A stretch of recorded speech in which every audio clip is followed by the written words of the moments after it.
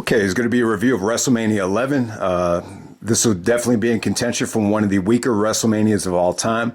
I wouldn't say it's the worst. I think I could say with confidence, I don't believe it's the worst. I think the reason it's in contention, I think the venue has a lot to do with it. I think, once again, with all of the bad WrestleManias, it could have been rebooked.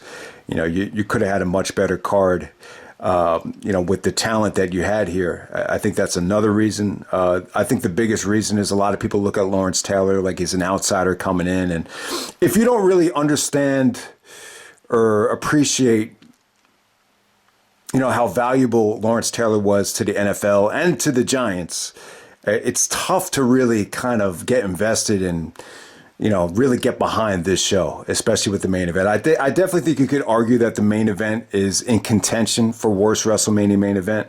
But I think it's a testament to how good Bam Bam Bigelow is that doesn't really come up as much as you would think. But a lot to talk about here. Going all the way back to April 2nd, 1995, from Hartford, Connecticut, the Hartford Civic Center. I think a lot of reasons why they ran in Hartford. I think the main reason was cost cutting. You're bringing in a lot of celebrities, arguably the two hottest and biggest names in the United States at the time, in Jenny McCarthy and Pamela Anderson. And then on top of that, a lot of people in Connecticut grow up New York Giant fans, New York Yankee fans. So, Connecticut is right outside the city. It's literally 15, 20 minutes away from the city. So there's a huge, New York Giant fan base in Connecticut. Connecticut doesn't have a lot of sports teams. Kurt Angle even talked about this at No Way Out 2000, that the Hartford Whalers are gone, so he could be the hero of Hartford, Connecticut. So that kind of ties into the fact that Hartford fans are usually New York City fans, or fans of New York teams. So there we go with that. The attendance is 16,305. The buy rate here is 340,000. It's a bad buy rate. It's down from WrestleMania 10. Just to give you an idea of how down business was in 1995, when you go to the year 2000, we just talked about No Way Out 2000. That got a buy rate of 480,000, and that's the filler pay-per-view in between Royal Rumble and WrestleMania. So that just shows you how business was just booming in the year 2000 compared to 1995 when Diesel was the champion. So it's really interesting because it's the same exact venue. All right, so let's get right down to it. First match of the night, we got the allied powers of Lex Luger and the British Bulldog taking on the Blue Brothers of Jacob Blue and Eli Blue. If you don't remember the Blue Brothers, I believe they actually became the Disciples of Apocalypse. They have like an Appalachian caveman type of gimmick. Wasn't a big fan of it. I think the match is kind of corny. I think Lex and Bulldog, they brought some good star power here. It just would have been nice if they had, a better team to go up against. I love the idea of doing Lex and Bulldog against Owen Hart. And, maybe you could bring in Chris Benoit. There was actually talks of bringing in Benoit, the team with Bulldog, to replace Dynamite Kid. But, you really would have loved to have seen, possibly do a tag situation with Owen, Bret, Bob Backlund, Lex and Bulldog. I think that would have been a much better option. Instead, this match just felt very, very rushed. It felt corny. It really did feel corny. I mean, just looking at the match, you say to yourself, wow, Lex Luger really fell off big, since the Monster Push. He goes from main eventing SummerSlam to opening up WrestleMania in, pretty much a filler match. I mean, Vince tried to hype up the fact that the Blue Brothers looked exactly alike so they could kind of, fool the referee with who is exactly the legal man or not. So that was a pretty interesting story, but they didn't really make the most of it. I just thought the ending came out flat. It felt a little bit botched. It felt a little bit rushed with Davey Boy hitting the sunset flip. Not a great opener. I mean, it wasn't bad, but it just felt a little bit on the corny side. All right, next up we got Razor Ramon challenging Jeff Jarrett for the Intercontinental Championship. You got 1, 2, 3 Kid on Razor's side. You got the Road Dogg Jesse James, the Roadie, with Jeff Jarrett. So it's funny, X-Pac and Road Dogg would become tag team partners down the road, even though they're technically not in the match. They're playing managers here, so that's really interesting. But yeah, this is a rematch from the Royal Rumble. I thought the match at the Rumble was a much better match. They got more time, and you had a finish at the Rumble with Jarrett cheating and getting the small package to win the IC belt. This just felt incomplete. I thought Jarrett looked great here. He actually looked almost like Shawn Michaels, almost like a Mr. Perfect, just by the way he was selling. I thought Razor came to play here. You could tell, like, a lot of guys felt a little bit, got like they got the short end of the stick with this card. I think Razor Ramon more than anybody. It had to be a tough pill to swallow for Scott Hall, to see Shawn, go for the belt after coming off of that ladder match at WrestleMania X. He's pretty much almost like degraded on this show. And, yeah, but, I thought the match was good. Everything was going along great. I thought Razor brought his A game. Jeff Jarrett was just, they moved great in this match. I mean, there's really not a lot to complain about, other than the finish. He's about to hit him with the Razor's Edge for the 1, 2, 3. And then all of a sudden the roadie comes in and, breaks up the Razor's Edge, and it ends by DQ. You got 1, 2, 3 Kid, X-Pac. He comes in with like a ninja rope and starts just kicking the crap out of Jarrett. He gives him a spinning heel kick, and he's like all bloody from the nose. And then Jim Ross. So JR wasn't on commentary here. His job was just to kind of interview the wrestlers after they got beat. It just didn't come off well. It came across, I don't know, very forced. He didn't seem comfortable doing it. So you got Vince McMahon and Jerry the King Lawler on commentary here. It just felt like Vince was all over this show. It just felt like he was really in control for this whole show right here. And I think it definitely hurt the show. The production values were not good here. Lots of audio problems. The mics had these long-ass cords and wires connected, and it just wasn't a great experience on a lot of different levels. But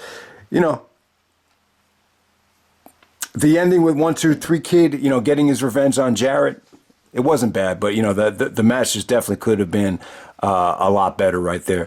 All right, next up we got the Undertaker taking on King Kong Bundy.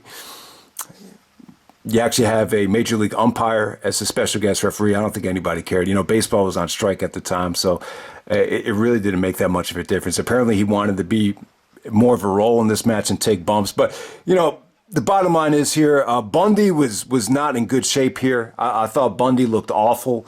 Whatever little offense he got in here, far cry from WrestleMania 2. I did not think Bundy looked bad at WrestleMania 2. I thought for that time, the work that him and Hogan did in the cage, I didn't think it was bad. I really didn't. This was bad, though. This King Kong Bundy at the time, he just looked like a generic, oversized fat guy that just couldn't do much. Taker really had to carry the match with the strikes. He did the old school. He actually beats him with a flying lariat after he body slams him. The body slam looked good. It's more of a proper body slam even than Hogan did to him. But Hogan actually basically scoop slammed him after an Irish whip. But this was more of like an Andre type of, body slam moment. And then Taker actually gives him a flying lariat. And then he gives him the tombstone cover where he just takes both hands and, pins him like he had just done the tombstone. So that was interesting. But, a lot of people would agree this was the worst match of the night. This is just another time where you're giving Undertaker just a very lackluster opponent. And you have DiBiase bitching at, pretty much everybody in his stable, throughout this whole night, from King Kong Bundy all the way down to obviously Bam Bam Bigelow, where he turned babyface later on in the night. But, on the positive side, though, at least they had enough brains to make sure that Taker went over. At the time, I don't think anyone even knew that Taker is on a WrestleMania streak here. So that's the biggest positive of the match, is that Taker won clean. And it didn't go too long, too. Like, it didn't stink out the joint for as bad as King Kong Bundy looked, because he did not look good anytime he was on the offensive end here. All right, next up we have the Tag Team Championship match. You got the Smoking Guns of Billy Gunn and Bart Gunn. Bart Gunn, the winner of the Brawl for All in 1998.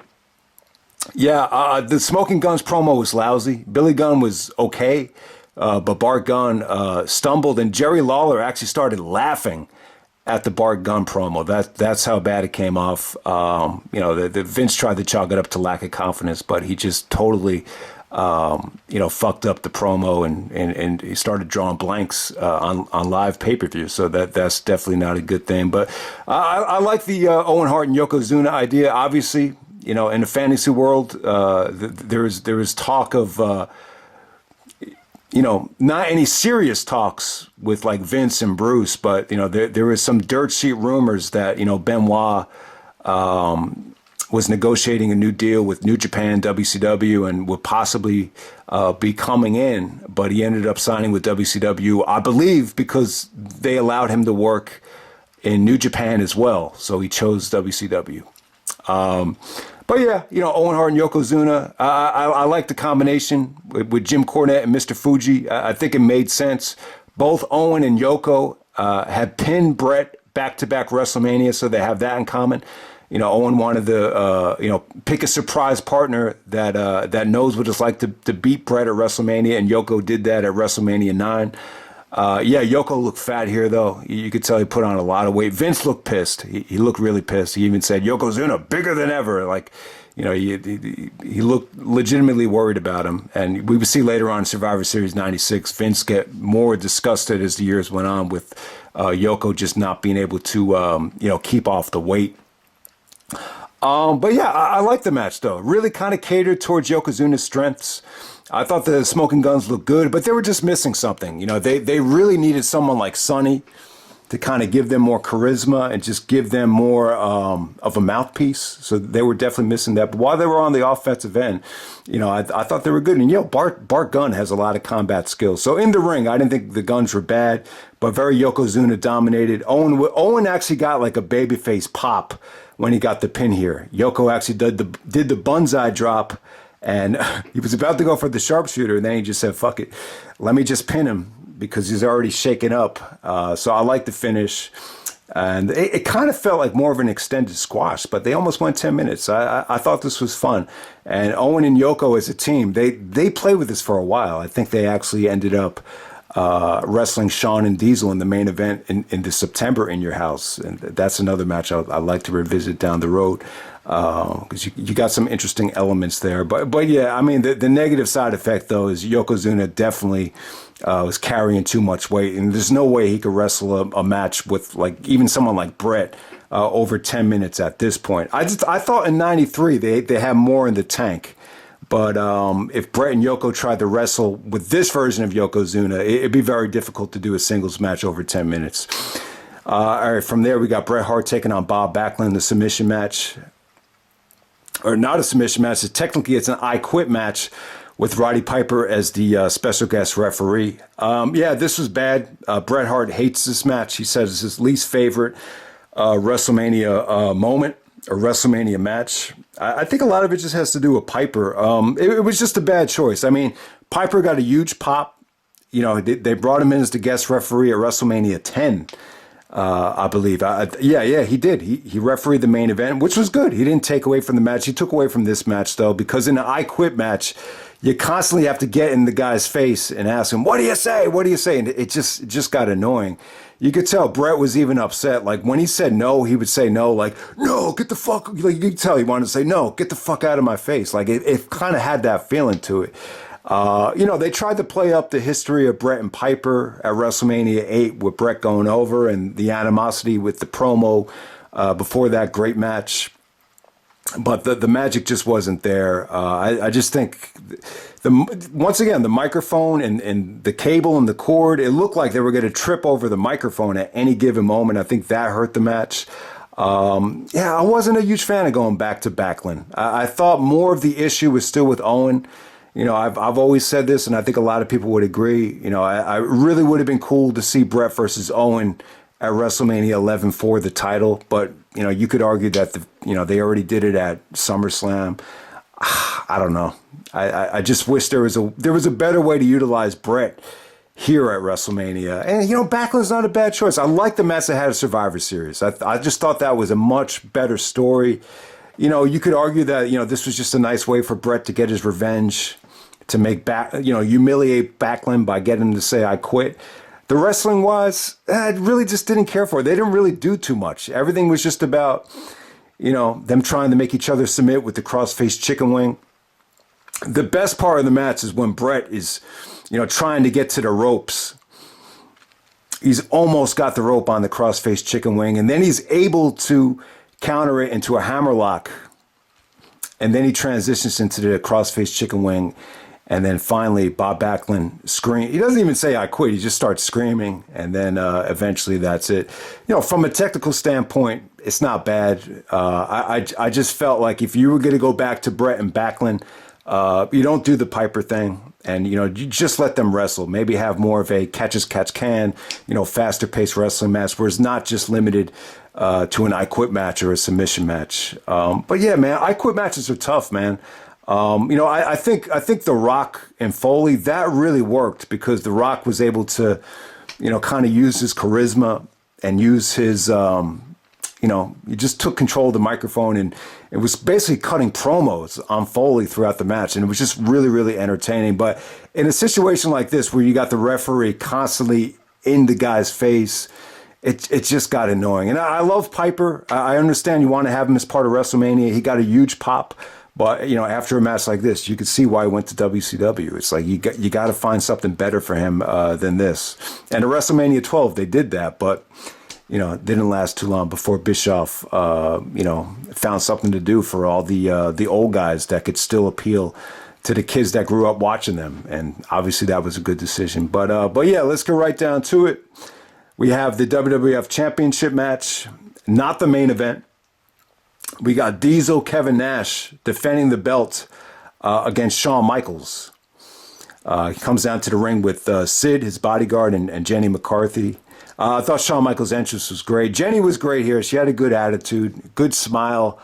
Shawn was great during the entrance. Very sports entertainment driven performance from Shawn. I'm sure Vince was just really erected over Shawn Michaels' performance throughout this whole thing. Going back to the Rumble, Shawn didn't have a lot to work with in that Rumble, but he ended at number one and ended up winning the Rumble in one of the shortest Royal Rumbles ever. But, what really goes under the radar here, and if you have a chance to see it, just watch it on YouTube. It's probably in contention for one of the Shawn Michaels' best promos ever.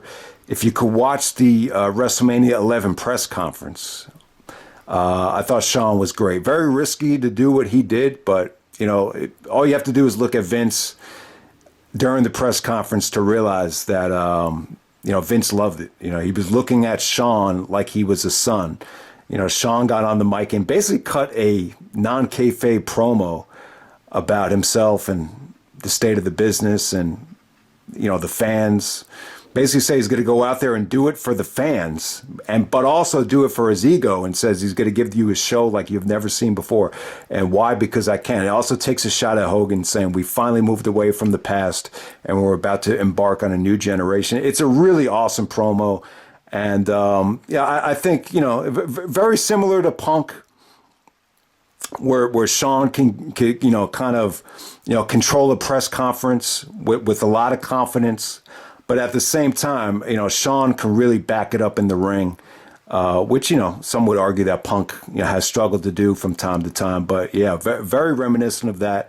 But yeah, Vince just looked in awe of Shawn Michaels' confidence. I think Shawn he took his conditioning and, he just approached this match like it was a huge opportunity and really, really definitely made the most of it, I would say. But yeah, there's a lot going on here. There's a lot to talk about here. It's when you look back on this match, Shawn was very negative on it, very frustrated with it. There's a lot of different things going on here. But let's mention the celebrities. The ring announcer is actually Nick Turturro from NYPD Blue. I thought he was kind of corny throughout this whole show. He did a lot of the backstage stuff, and I just don't think that celebrity really worked out well. I don't remember that show. I remember New York Undercover, but not NYPD Blue.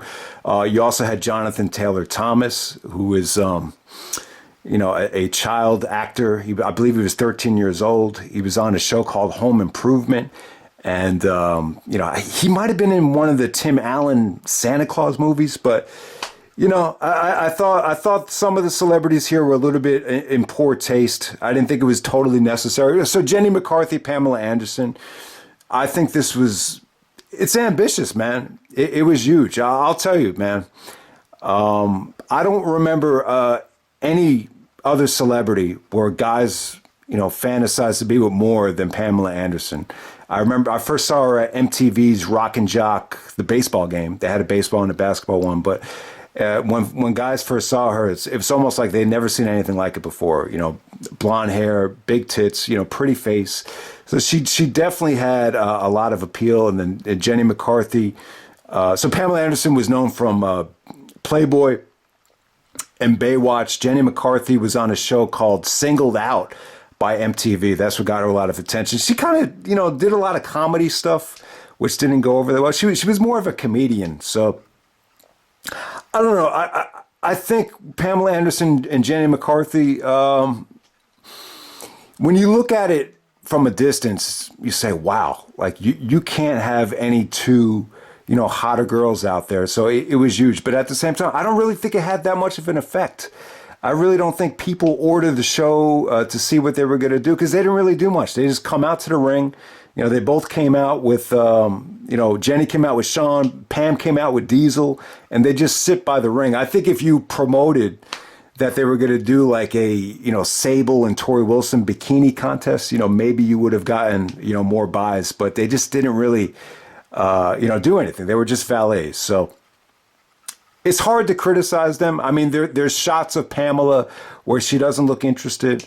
But I'm not going to deny the hotness of Pamela Anderson. There's a lot to talk about there. She's probably more famous for the sex tape with Tommy Lee than anything, which some would argue hurt her career because, if you saw the documentary about that, the phrase was there was a lot of slut shaming going on there.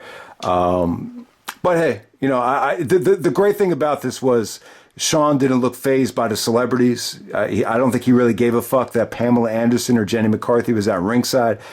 He was focused to deliver no matter what. But here's the funniest thing about the match is all these photographers out there. They're just scattered all around the ring. And they're not, Bruce Pritchard made a good point. Like, they're really not dressed properly. They're wearing the kind of attire that you would see people wearing in gym class. And obviously they got in Shawn Michaels' way one too many times. So Shawn actually takes a lot of backdrops. He takes the flare bump and he hits one of the photographers, and he gets pissed off. I always thought he picked him up and just sat him down, but he actually just picks him up and just tosses him. This is actually worse than I think Rodman kicking the cameraman when Rodman played for the Bulls. That was pretty bad, but this is it's pretty much just as bad. You can see Shawn's temper really come out here. And in a lot of ways, I think Nash gets a lot of credit for jump-starting the Attitude Era at Survivor Series against Bret, but Shawn deserves a lot of credit here for kind of busting it open as well. I mean, he looked angry here. The angry young man is what Vince and Triple H used to call him. And I think you could see a lot of that come out here. But I'll tell you what, though. Not very impressed with Nash here.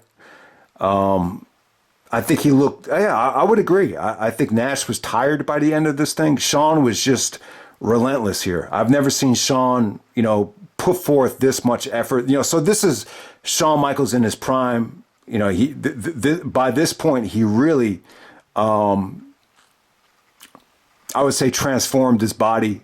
And he was just untouchable at the time. I mean, he moved around, so great here, and almost to the point where his mindset would be, he was going to make Diesel look good, but in doing so, he made himself look good. He looked so fast and so athletic, and was putting forth such effort with the selling and the elbow drops and just the back drops, lying into the photographers, that it almost turned them babyface, and the fans started cheering, "Let's go, Shawn." So the most controversial part of the match is Sid gets in the way. I believe Earl Hebner actually sprains his ankle and doesn't get back into the ring in time for when Shawn hits the super kick. And then Diesel actually kicks out at 2. And Shawn hated this call, and it kind of turned the fans against Diesel. The fans didn't buy into it. it was a strong. A lot of times, Vince likes to have the monster baby face. Hogan at WrestleMania 5 did this, and then Nash does it here as Diesel. He kicks out at 2 because he wanted a strong kick out, but a lot of people just didn't buy into it. I mean, there was a lot of dead air. It took a while for the referee to get back into the ring before Shawn was able to make the cover. But yeah, Nash kicks out at 2, and the fans just crap all over it. So you heard a lot of "Let's go Shawn" chants. And I don't know. I mean, there's parts of this match that just come off a little bit sloppy, but at the same time, I thought Shawn really, busted his ass to make this work. He really sold well for Diesel. I mean, the best part about Diesel's offense was that there were times where I thought it looked intense. I thought some of the elbow strikes, the sidewalk slam, there was times where he catches Shawn in midair. Not bad. I can't say that Diesel looked bad. The only thing that really took away from the match is the finish. I don't know what happened here. I guess Nash was tired. So instead of jackknifing Shawn, he just kind of drops him. And it's just a bad finish, man. It almost really hurt the match because I thought everything here was good. I thought it had a unique atmosphere with the photographers. Seeing Shawn get angry, I thought that actually added to the match. So, yeah, but Shawn actually thought Vince made 2 really bad calls here. The decision to have Nash kick out at 2 was a bad call, and the decision to turn Shawn heel, turn Shawn babyface the next night was also a bad call. And I would definitely agree with that. I think you could have waited a little bit. The way they did it, it's almost like the fans got behind Sid instead of, turning Sid heel. I definitely don't think it worked ideally for them, just the way they did. Shawn tried blaming Sid for the loss, and I don't know if that's really the way you want to turn Shawn babyface. He was trying to say that Earl would have never sprained his ankle if it wasn't for Sid being in the way. He basically said that he didn't need a bodyguard, and then Sid powerbombed him, and that's how Shawn Michaels turned babyface. But I'd be curious to know when exactly Shawn thought he should have turned babyface, because you got to start planting the seeds for WrestleMania 12 and the Boyhood Dream and all that stuff. But who knows? But anyway, I thought it was the match of the night. In a lot of ways, it saved the WrestleMania. It's Shawn Michaels in his prime, giving max effort. You've never seen Shawn, at this type of level of conditioning before. So in a lot of ways, I think Shawn Michaels single-handedly saves WrestleMania 11 from being, the worst WrestleMania of all time.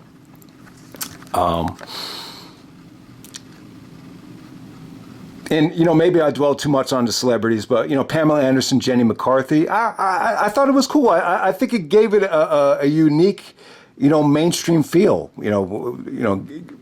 getting all that attention. I think it was good.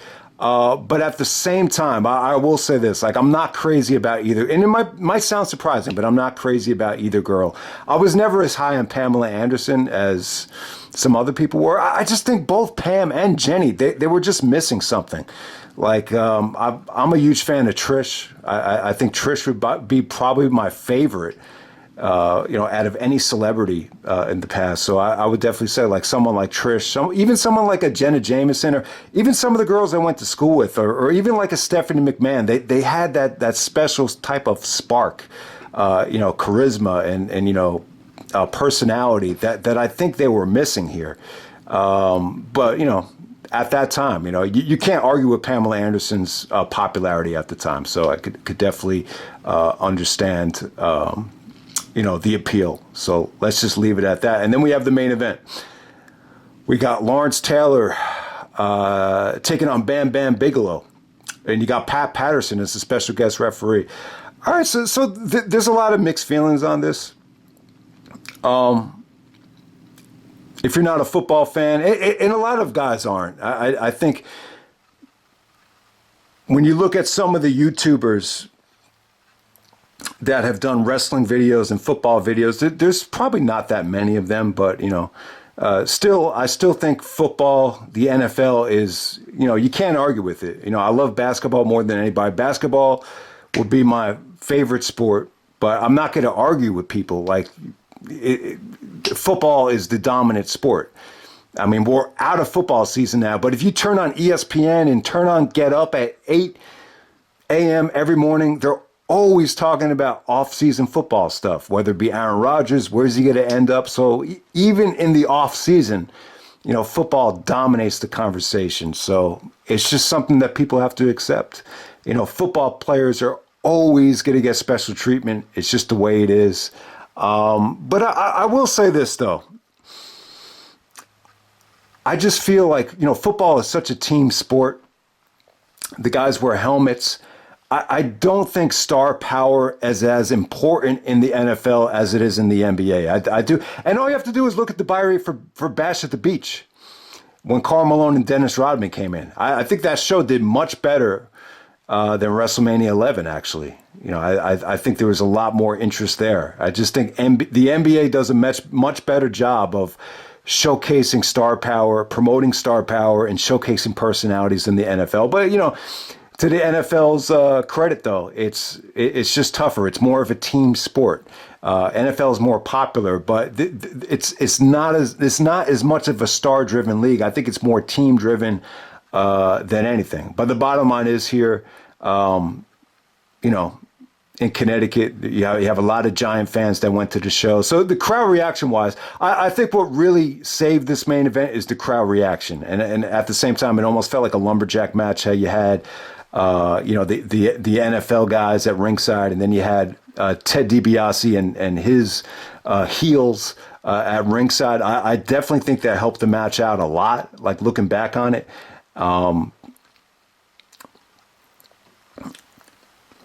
So I will say this about Lawrence Taylor.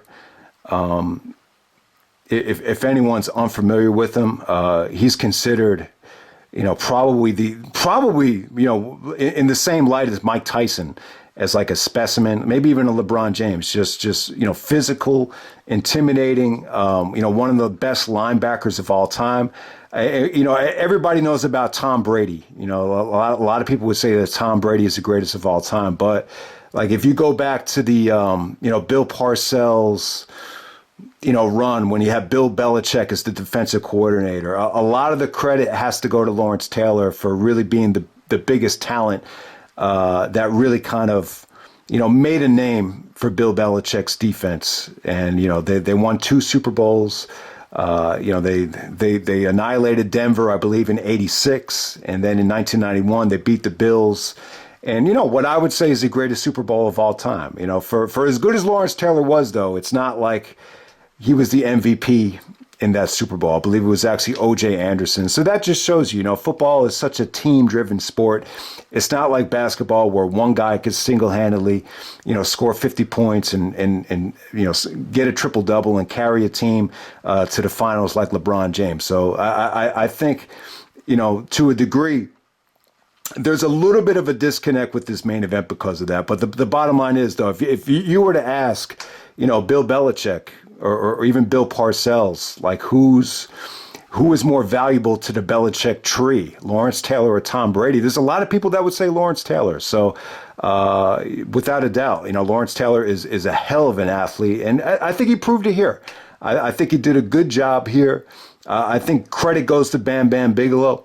Bam Bam's another guy that, you would have loved to have seen him in the main event of WrestleMania 9 against Bret, but, this is Bam Bam Bigelow just, doing his job here. I thought he sold for Lawrence Taylor great. The smack was great. Lawrence Taylor, you could tell he trained his ass off. I thought the lariats, the clotheslines, the shoulder blocks, he was able to get him up. The jackknife didn't come off great, but you got to keep in mind, I thought the jackknife looked better to Bam Bam than the one that Diesel did to Shawn Michaels, and Bam Bam's like 400 pounds. So, you give credit to him. The crowd was good here. I mean, there was a couple of dull moments. Bam Bam really didn't do much. He did the moonsault. He was able to kind of, lock him in a submission hold, but it really wasn't Bam Bam really showing off. It was really just him selling his ass off for Lawrence Taylor. But, Lawrence Taylor was good. I didn't think, everything came across great here. The Bulldog looked a little bit corny, but, give Lawrence Taylor credit. Like, he was able to do stuff that, like even throwing the knee. Like, you could tell he trained hard for this. The argument would be, though, the argument against this thing is why would you want a football player? And Shawn Michaels hated this. Shawn is very negative about celebrities coming in, and it's funny. Like the Vince and Shawn, Vince and Shawn have always had a great relationship. Even when it got rocky, like it always seemed like Vince would never pull the trigger on Shawn the way he did with Bret, or even the way he did with Austin and Hogan. It's almost like Shawn always got special treatment from Vince, like no matter how much they fought. And this is one of the uphill battles I think Shawn always had to deal with Vince. So Shawn's mentality is like, I don't come into your sport and demand anything, so don't come into my line of work. Like, I think that's Shawn. Even if you watch the Hall of Fame, when Schwarzenegger got inducted, I think Shawn cut a promo. It was like, I'm a trained professional wrestler, damn it. And, that was a shot at Arnold because they had just inducted him. And even if you watch Snoop's Hall of Fame speech, he actually thanks DX, and then his wife looks at Shawn, trying to see what Shawn's reaction was, and Shawn just looked like he didn't give a fuck about Snoop getting inducted. I guess he never got a copy of Doggy Style, but who cares? It doesn't really matter. Obviously people are gonna have a problem with an outsider coming in, but that's Vince's philosophy. Vince, I think at that time he felt like they needed a shot. They needed a shot from Pamela. Needed a shot from Lawrence Taylor, Salt and Pepper. They had a ton of celebrities on this show. So, that was definitely Vince's philosophy. But yeah, I mean, that's the bottom line. Football players get special treatment sometimes. I mean, they really do. I've dealt with it as well in basketball. I really have. I remember, and I really did like the kid. We had a good friendship. We used to play football in gym class together. He played quarterback, and we were cool. But I remember the first game of the season, the coach had like huge expectations for him because he was known to be a football player. And I remember after the first scrimmage was awful. I thought everybody had a bad game, but for some reason he singled him out. His name was Mike Marabelli, and he just says to him, he said, "Son, I have to tell you, I'm disappointed." And I'm like, why is he singling him out? He's really not known to be a great basketball player. Like he was on my AAU team. We did workouts, but he wasn't working on his game and he wasn't really practicing. But for some reason, there was like high expectations for him. But, he wasn't a basketball guy. But, but because he had a reputation as a good football player, they just expected a lot out of him. And, his heart just wasn't in basketball. He didn't practice the way that I practice. So you have that going on there. And I'll tell you, man, like the best day of my life is when we got revenge on my old AAU team. That was on May 2nd, 99. It was 30-29. It was such a great moment. Like I tell you, man, when you get revenge like that, it's like better than sex. And I'll tell you, his father comes up to me. And he almost like ruined the moment for me. He's like, because he has the football mentality. So he comes up to me and he's like, start jumping rope, start lifting weights, start doing this, start doing that. And I'm like, did we not just win the fucking game? He just didn't realize, he didn't understand the magnitude of the story. To beat your former coach, beat your former AAU team, he just didn't realize it. But, it's that football mentality. So that kind of ruined the moment for me. But the reason I told the story is it just goes to show you how much power football has. It's always going to be the most popular sport. It's always going to be, I don't know what it is about football. I find the sport a little bit overrated. And trust me, I watch more than anybody. I watch all the playoff games. I watch every Sunday because it's easy to follow. It's easy to keep up with because there's not too much of it. It's only once a week. But yeah, I mean, it just shows you the power of the sport, the power of the NFL, and it trickles into other forms of sports as well. You're always going to think a guy that could excel at football, it's going to excel at other sports as well, but it's not necessarily always the case. But in here, this worked out well because Lawrence, put in the work, and you could tell, he was retired at this point. A lot of football players retire young, so it gave him something to do while he was still pretty much in his late 30s, early 40s, whatever age he was here. But yeah, that's pretty much it. Let me end you with this. Like, I don't think this had a big impact at all. WrestleMania 11, I think, the impact of Pamela, Jenny McCarthy, Lawrence Taylor, I do not think it had a huge impact, especially the way Tyson impacted for WrestleMania 14.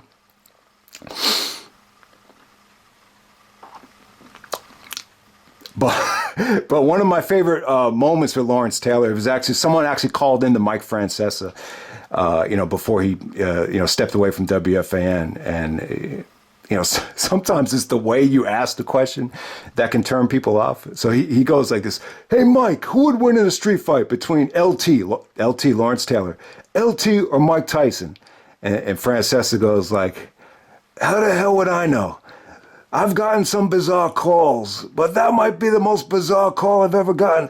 Who the hell would care? How would I know who would win in a street fight?" So sometimes it's the way, it's like if someone asked him, it's like, "Hey, Mike, I just want to ask you a question. If there was a real life situation between LT and Mike Tyson, who would come out on top?" If you try to say it like in an intellectual way, maybe he would have, answered it with more respect. But because the guy kind of sounded like, who would win between LT and Mike Tyson in a real fight? I don't know. That would be a good showdown, though. They're both. I think Lawrence Taylor's the bigger specimen, though. Like he's more built. He's almost like a LeBron James on steroids, Lawrence Taylor. But Tyson was unbeatable in his prime, though. So I don't know who. But like Francesa said, who really cares? But yeah. Not the worst WrestleMania of all time. I just think a lot of stuff on this show was really, really underwhelming. And in a lot of ways, it just didn't feel like a WrestleMania the way they treated a lot of this stuff. I just think the only thing that really had that WrestleMania feel was the double main event. And you could definitely make the argument that, they went back to WrestleMania tradition with the celebrities. So if you want to look at that as a positive, that's fine. But I can completely understand it if some people thought, having a football player come in and go over one of your talents was a bad decision, especially if you don't really, if you're not that connected with Lawrence Taylor. Because to guys living on the West Coast or in Texas that didn't grow up Giant fans, and you didn't see the Super Bowl where Whitney Houston performed the national anthem and they beat the Bills, and you don't understand, the impact that Lawrence Taylor had on Bill Parcells' career with Belichick. Yeah, I could just see this as saying, all right, just some random football player in the main event, and you have the $1 Million Man screaming at Bam Bam Bigelow saying, "You got beat by a football player," and that's what turned Bam Bam babyface. Yeah, I mean, just not very attractive from the outside looking in. I could definitely see that. But in my opinion, though, you got Shawn Michaels in his prime, hungry, stealing the show, showing attitude in the press conference, in the promos after the match. So you have that going on there. There's definitely a lot of flaws about that match, but ultimately, it's really what awoken Vince McMahon into seeing that Shawn Michaels could be a babyface, and I think that decision, definitely paid dividends for years to come. So that's pretty much it, guys. Hope you enjoyed the review, and I'm out. All right.